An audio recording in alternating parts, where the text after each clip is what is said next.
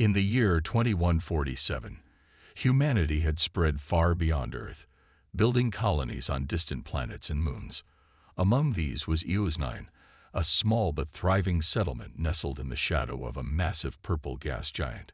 The colonists worked hard to carve out a life in this alien world, mining resources, growing food, and dreaming of a better future. But their efforts were not entirely their own.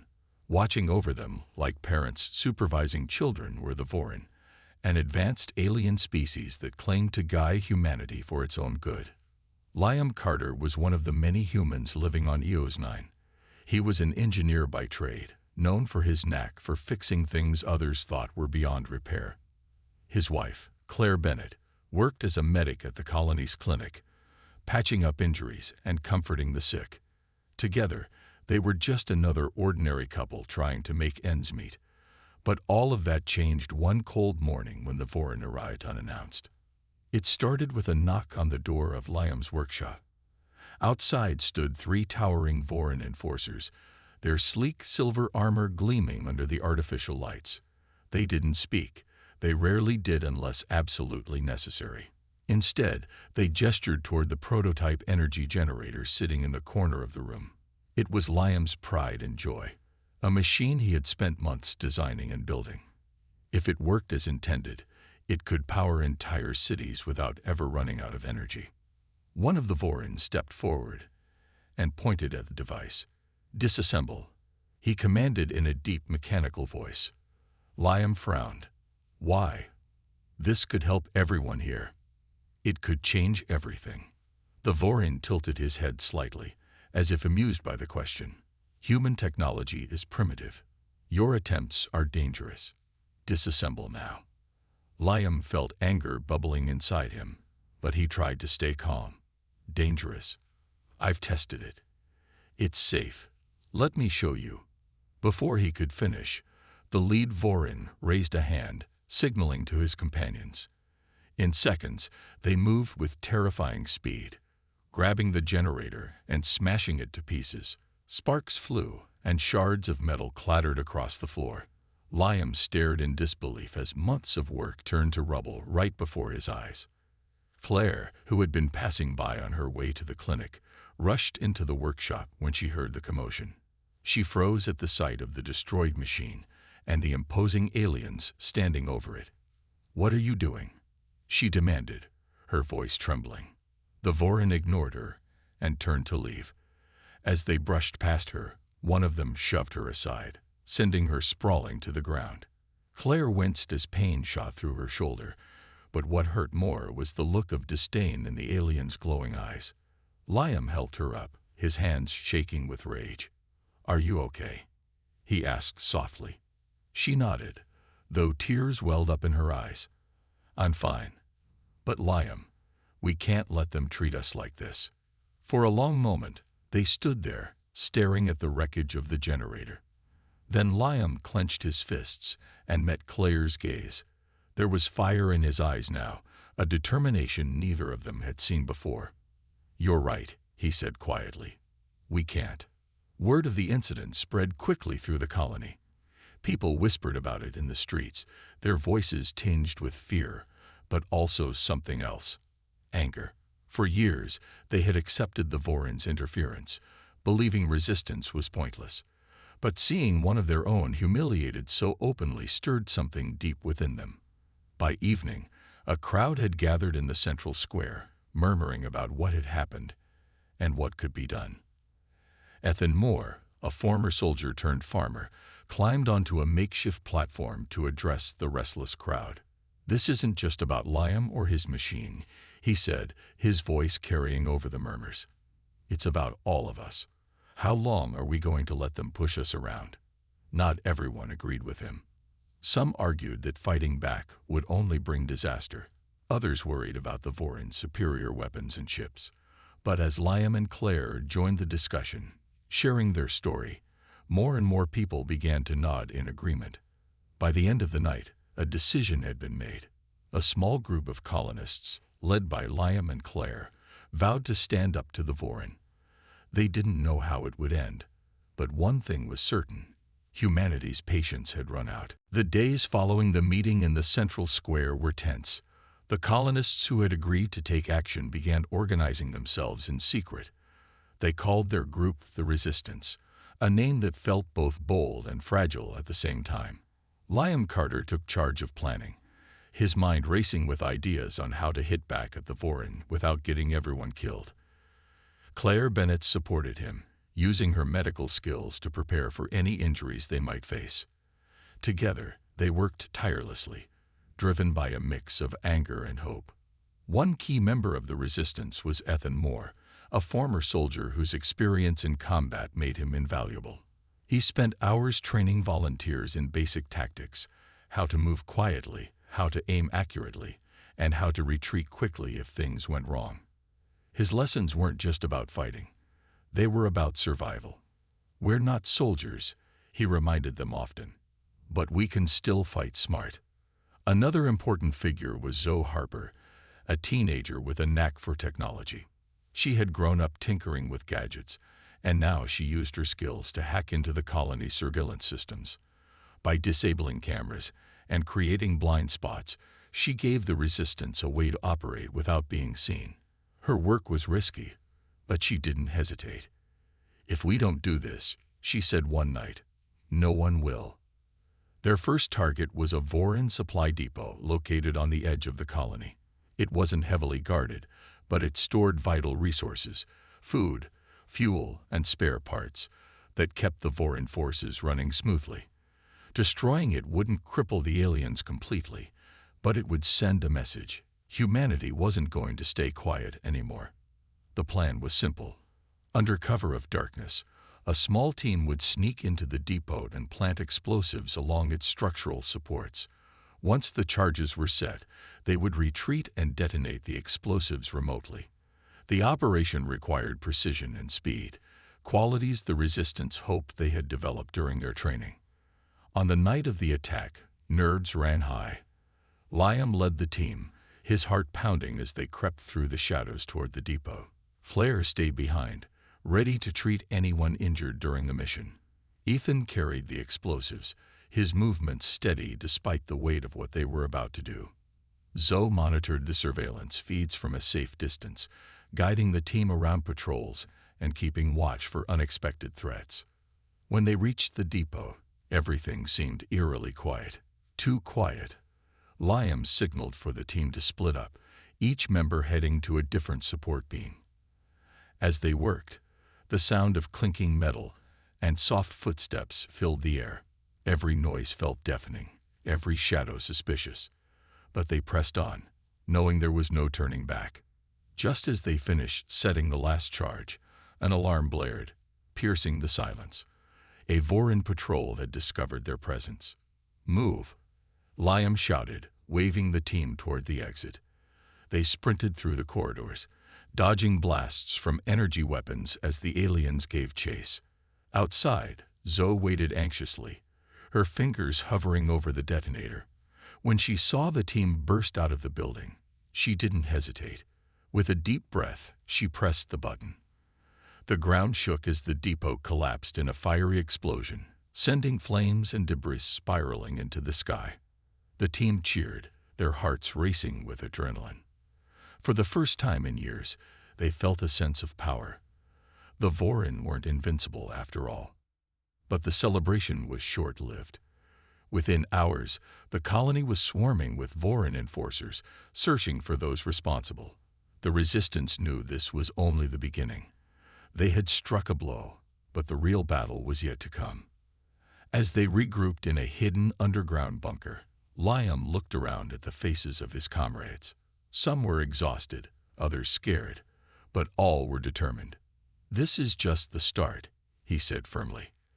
"They'll come after us harder now, but we've shown them we won't back down. And we never will." Flair nodded, her expression resolute. "We've taken the first step," she added. "Now we have to keep moving forward."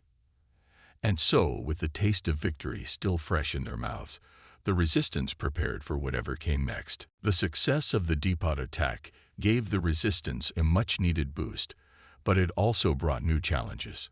The Vorin were angry, and their response was swift. Patrols increased throughout the colony, and curfews were enforced more strictly than ever before. Anyone caught outside after dark risked being detained, or worse. The colonists lived in constant fear, unsure who among them might be targeted next. Despite the heightened security, the resistance refused to back down. They knew they couldn't fight the Vorin head-on, so they focused on staying one step ahead. Liam Carter led strategy meetings in secret, poring over maps and schematics to identify weak points in the aliens' operations. Claire Bennett worked tirelessly to gather medical supplies, knowing injuries were inevitable. Ethan Moore continued training volunteers, emphasizing stealth and quick thinking. And Zoe Harper kept hacking into the surveillance systems, creating opportunities for the team to strike without being seen. Their next target was a communications tower located near the colony's edge. It wasn't heavily guarded, but it served as a vital link between the Vorin forces on EOS 9 and their command ships orbiting the planet. Taking it out would disrupt their ability to coordinate attacks, giving the resistance a chance to regroup and plan further actions. The mission required careful timing. The team decided to strike during a routine maintenance check when the tower's defenses would be temporarily disabled. Liam assigned roles to each member. Ethan would handle explosives, Zoe would disable nearby cameras, and Claire would stay close to provide medical aid if needed. Liam himself would lead the operation, ensuring everyone stayed focused and safe. On the night of the attack, the air was thick with tension. The team moved silently through the shadows, avoiding patrols and sticking to the routes Zoe had mapped out. When they reached the base of the tower, Zoe quickly went to work on the cameras while Ethan set up the charges. Liam kept watch, his eyes scanning the area for any sign of trouble. Everything seemed to be going according to plan, until a Vorin patrol appeared earlier than expected. "We've got company," Liam whispered urgently. "Hurry up." Ethan worked faster, sweat dripping down his face as he secured the last charge. Zoe finished disabling the cameras just in time, signaling for the team to retreat. As they sprinted away from the tower, the Vorin spotted them and opened fire. Energy blasts lit up the darkness, forcing the team to zigzag through the terrain. "Detonate it now," Liam shouted into his communicator. Zoe hesitated for a split second before pressing the button. A deafening explosion rocked the area, sending shards of metal and debris flying in all directions. The tower crumbled, its once imposing structure reduced to rubble. The team cheered quietly as they put distance between themselves and the destruction. Back at their hidden bunker, the mood was celebratory but cautious. They had dealt another blow to the Vorin, but the cost of their actions weighed heavily on everyone. Supplies were running low, and fatigue was setting in. Still, the victories gave them hope and inspired others to join their cause. Word of the Resistance's efforts spread across the colony, reaching even those who had initially doubted them. More people began volunteering, offering whatever skills or resources they could. Farmers donated food, engineers helped repair damaged equipment, and medics joined Claire in treating the wounded. The Resistance was no longer just a small group, it was becoming a movement. But not everyone shared their optimism. Ryan Fletcher, a quiet man who had joined early on, grew increasingly uneasy about the escalating violence. He approached Liam one evening, his face pale with worry. "This is getting out of hand," he said. "If we keep pushing, they'll destroy us." Liam met his gaze steadily. "They already tried that. We're still here." Ryan shook his head. "I don't want to die for this. Maybe there's another way." Liam didn't respond right away. He understood the fear behind Ryan's words, but he also knew surrender wasn't an option. "If you want to leave, I won't stop you," he said finally. "But remember why we started this. Remember what they took from us." Ryan nodded slowly but said nothing more. That night, he disappeared, leaving behind only whispers of doubt among the group. No one suspected the truth, not yet, but his absence cast a shadow over their growing confidence.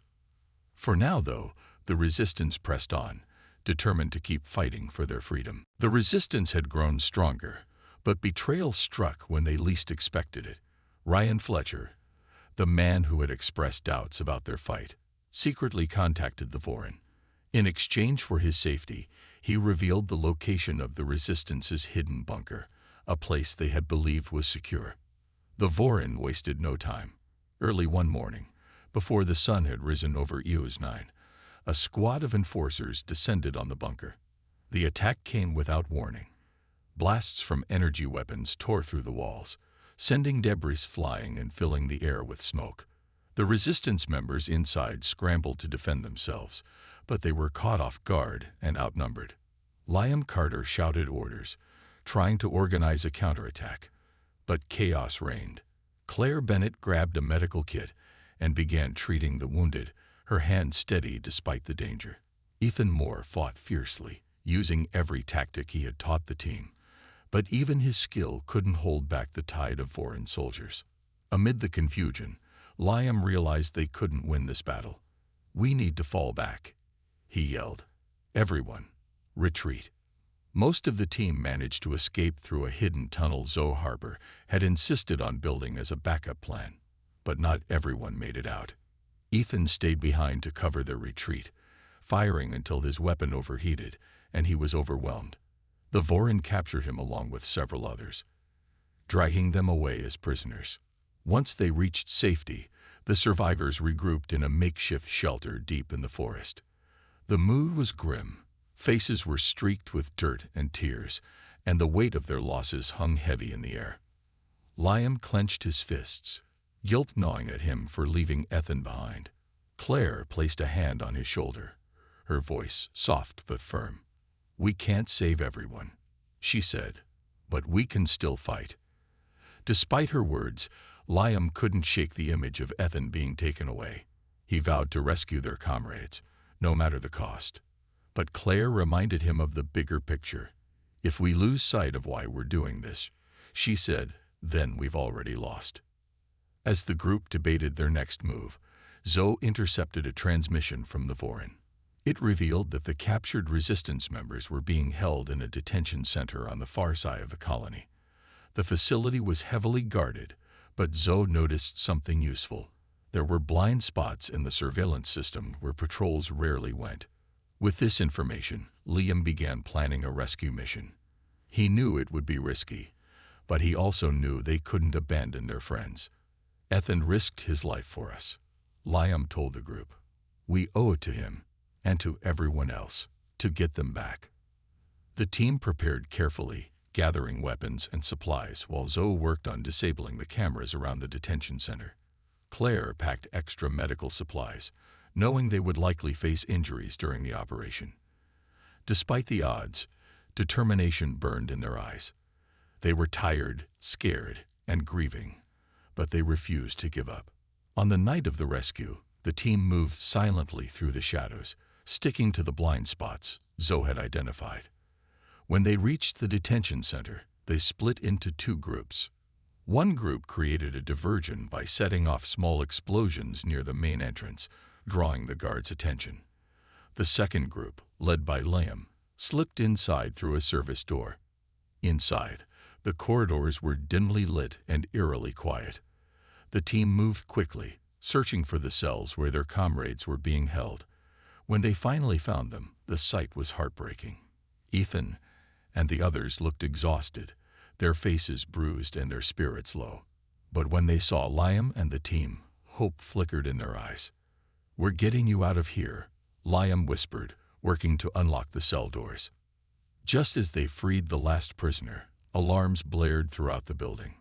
The diversion had been discovered, and Vorin reinforcements were on their way. "We need to move, now," Liam shouted. The group ran through the corridors, dodging blasts from energy weapons as the aliens closed in. Claire stayed close to the injured, helping them keep pace.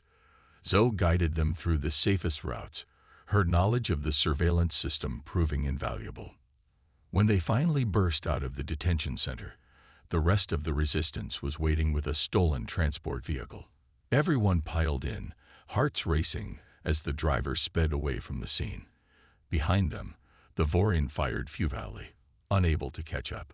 Back at their new hideout, the reunited team tended to their wounds and shared stories of what had happened. Ethan thanked Liam for coming back for him, his voice thick with emotion. "You didn't have to do that," he said.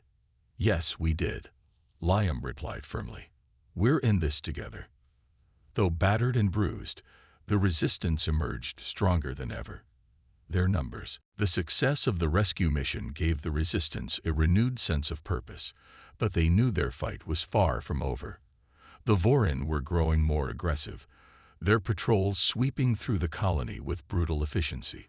Every victory came at a cost, and the colonists were beginning to feel the strain. Supplies were dwindling, and fear lingered in the air like a shadow that wouldn't fade. One evening, as the team gathered in their hidden base, Zoe Harper made a discovery that changed everything. While hacking into the Vorin communication network, she stumbled upon something big, a critical weakness in their technology. The aliens rely on a single relay station orbiting EOS 9 to coordinate all their operations across the colony.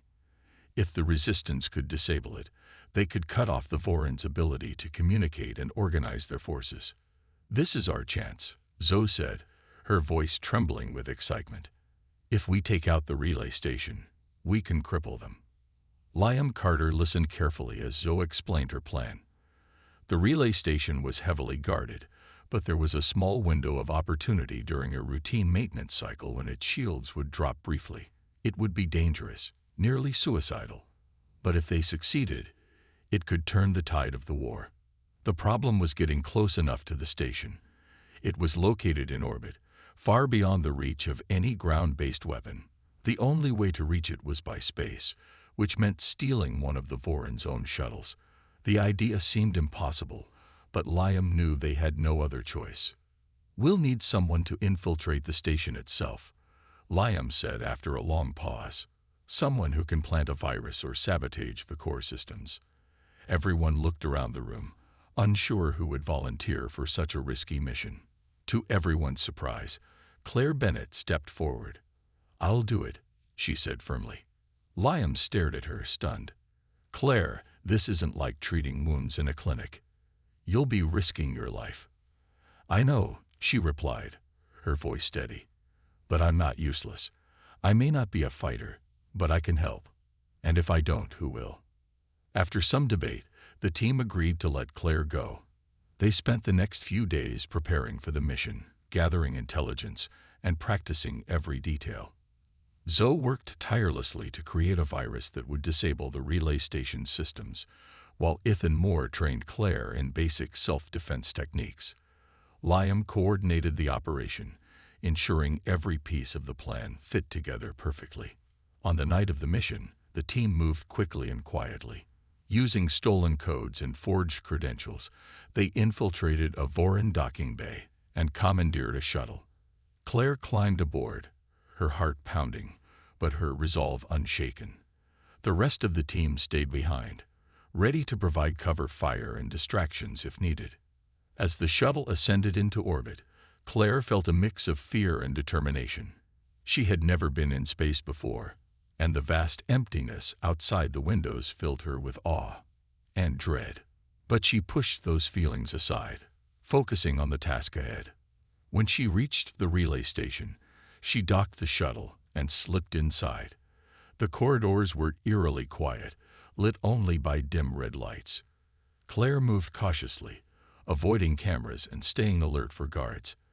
With Zoe guiding her remotely, she made her way to the control room. Once inside, Claire inserted the virus into the system and activated it. Alarms immediately began blaring, and the station's defenses sprang to life. Knowing she had only moments before the Vorin arrived, Claire transmitted the signal to disable the station's core, and then ejected herself in an escape pod just as explosions rocked the facility. Back on the surface, the team watched anxiously as the relay station collapsed in a fiery blaze. Cheers erupted as they realized the mission had succeeded. The Vorin's communication network was down, leaving their forces scattered and disorganized. For the first time in months, hope flickered brightly among the colonists. They had struck a devastating blow against their oppressors, proving once again that humanity wasn't to be underestimated. But even as they celebrated, Liam reminded them of the road ahead. "This is a big win," he said, "but the fight isn't over yet." And so, with renewed determination, the resistance prepared for the battle still to come had grown, and their resolve had hardened. They had faced betrayal, loss, and danger. But they had survived, and they weren't done fighting.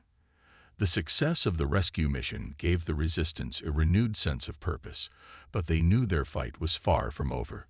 The Vorin were growing more aggressive, their patrols sweeping through the colony with brutal efficiency.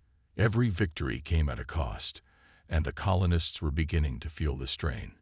Supplies were dwindling, and fear lingered in the air like a shadow that wouldn't fade. One evening, as the team gathered in their hidden base, Zoe Harper made a discovery that changed everything. While hacking into the Vorin communication network, she stumbled upon something big, a critical weakness in their technology. The aliens relied on a single relay station orbiting EOS 9 to coordinate all their operations across the colony. If the resistance could disable it, they could cut off the Vorin's ability to communicate and organize their forces. "This is our chance," Zoe said, her voice trembling with excitement. "If we take out the relay station, we can cripple them." Liam Carter listened carefully as Zoe explained her plan. The relay station was heavily guarded, but there was a small window of opportunity during a routine maintenance cycle when its shields would drop briefly. It would be dangerous, nearly suicidal. But if they succeeded, it could turn the tide of the war. The problem was getting close enough to the station. It was located in orbit, far beyond the reach of any ground-based weapon. The only way to reach it was by space, which meant stealing one of the Vorin's own shuttles. The idea seemed impossible, but Liam knew they had no other choice. "We'll need someone to infiltrate the station itself," Liam said after a long pause. "Someone who can plant a virus or sabotage the core systems."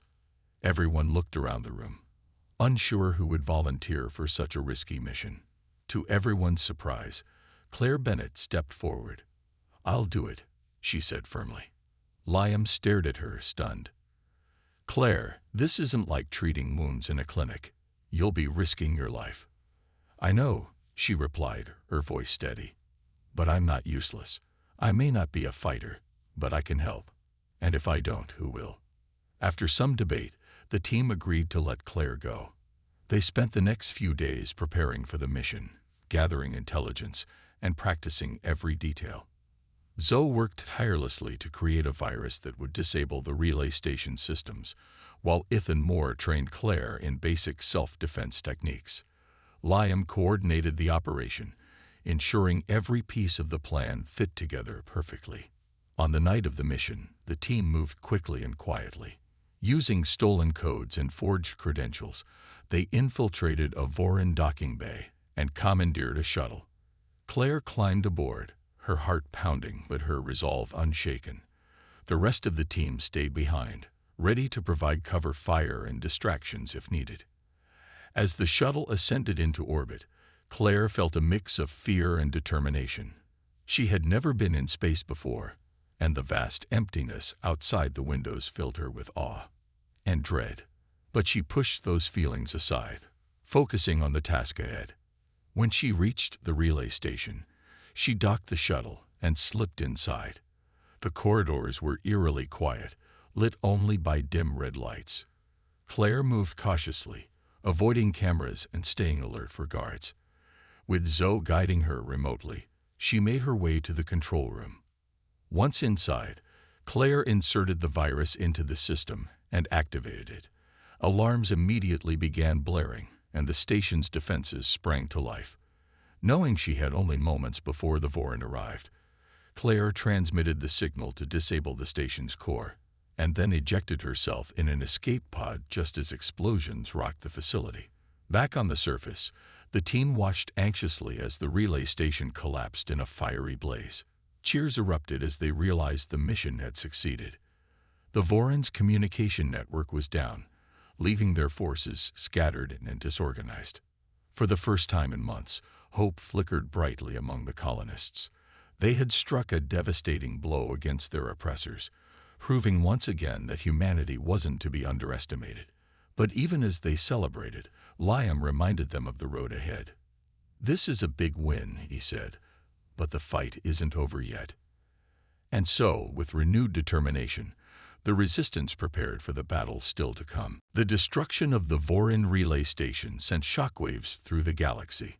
News of the resistance's victory spread quickly, carried by smugglers, traders, and colonists who dared to share the story. What had started as a small rebellion on Eos 9 inspired other human colonies to rise up against their alien overseers. For years, the Vorin had treated humanity like children, controlling their movements, limiting their technology, and dismissing their potential. But now, humans everywhere were proving they were far from weak. On distant planets and moons, colonists began organizing their own resistance groups. They sabotaged Vorin supply lines, attacked patrol ships, and reclaimed resources that had been taken from them. The once unified Vorin forces found themselves stretched thin, struggling to maintain control over multiple fronts. Their arrogance had blinded them to the strength and determination of the very species they sought to dominate. Back on Eos 9, Liam Carter and his team felt the shift in momentum. Messages poured in from other colonies, offering support, sharing intelligence, and pledging allegiance to the cause. For the first time, the resistance wasn't alone.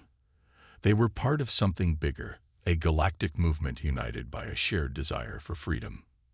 But with this newfound unity came new challenges. The Vorin, desperate to regain control, launched brutal counterattacks across the colonies. Entire settlements were destroyed, their inhabitants either killed or relocated. The violence was meant to crush the uprising, but it only fueled humanity's anger further. Zoe Harper intercepted a transmission that revealed the Vorin's ultimate plan: to forcibly relocate all human colonies to a single planet deep within their territory. This relocation would effectively end any chance of independence, reducing humanity to prisoners on a world chosen and controlled by the Vorin. The revelation horrified the resistance. If the plan succeeded, everything they had fought for would be lost. "We can't let them do this," Liam said during an emergency meeting. His voice was calm but firm, reflecting the weight of what was at stake. "If we don't stop them now, there won't be another chance." Claire nodded, her expression grim. "They're counting on us to fall apart. We can't give them that satisfaction." The team knew what they had to do. The final battle wouldn't be on Eos 9. It would be on the Vorin homeworld itself.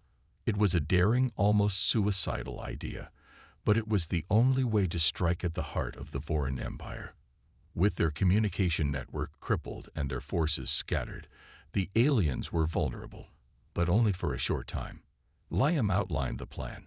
A small strike team would infiltrate the heavily guarded Vorin capital, targeting key facilities and broadcasting a message to the galaxy.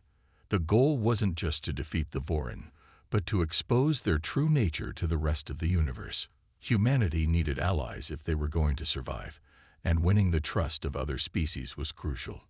Ethan Moore volunteered immediately, despite his injuries from the earlier battles. "I've got nothing left to lose," he said with a bitter smile. Zoe agreed to go as well, knowing her hacking skills would be essential for disabling security systems. Claire insisted on joining too, determined to see the mission through no matter the cost. As the team prepared for the journey, Liam addressed the remaining members of the resistance. "This isn't just about us anymore," he said. "It's about every human being out there. If we win, we'll show the galaxy that humanity is strong, smart, and worth respecting. If we lose, well, at least we'll have tried." The night before departure, the group gathered around a makeshift fire, sharing quiet moments of reflection. There were no grand speeches, no promises of glory, just a shared understanding that they were fighting for something greater than themselves. When morning came, the strike team boarded a stolen Vorin ship, its sleek design blending seamlessly with the enemy fleet. As they set course for the Vorin homeworld, Liam looked back at EOS-9 one last time. He didn't know what awaited them, but he was certain of one thing. Humanity's fury had only just begun. The journey to the Vorin homeworld was tense and silent. The stolen ship blended in with the enemy fleet, but everyone aboard knew they were walking a razor's edge. One wrong move, one slip-up in communication, and they would be discovered. Zoe Harper sat at the controls, her fingers flying over the console as she monitored their position and masked their presence.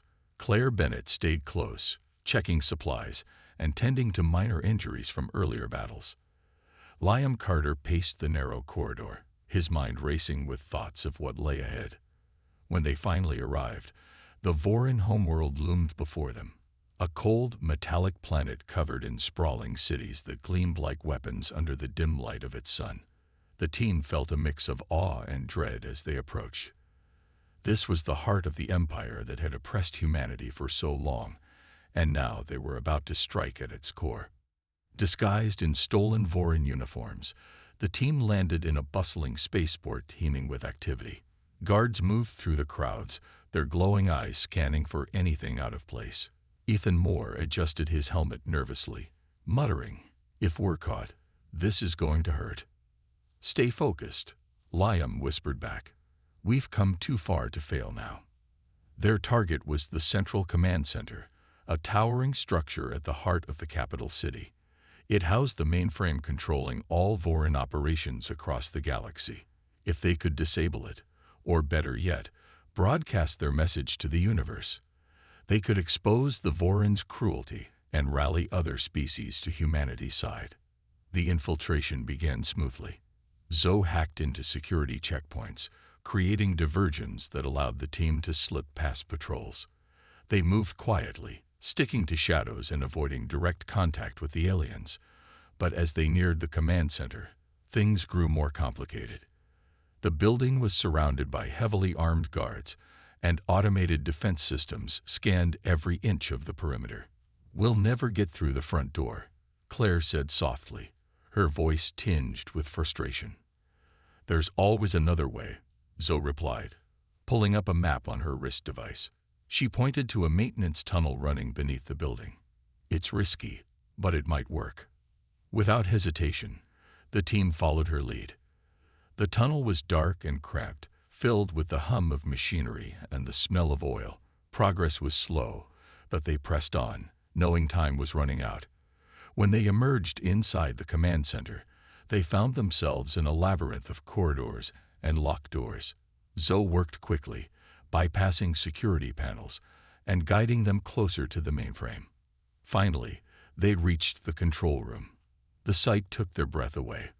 Rows of glowing screens displaying maps, data streams, and live feeds of Vorin forces across the galaxy. At the center stood Kale, the leader of the Vorin, his massive frame radiating authority and menace. Liam stepped forward, his voice steady despite the fear coursing through him. "Your reign ends here." Kale turned slowly, his glowing eyes narrowing as he studied the intruders. "You think you can challenge us?" he sneered.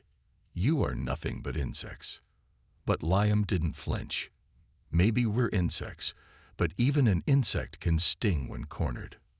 With that, Zoe activated the virus she had prepared, sending waves of code crashing through the system.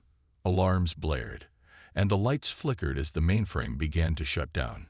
Cal roared in fury, lunging toward Liam. The two clashed, the fight brutal and chaotic.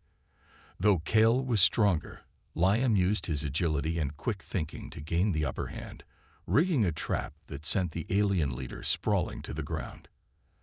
As the system collapsed around them, Zoe transmitted their message to the galaxy, a recording showing the Vorin's oppression and humanity's resilience.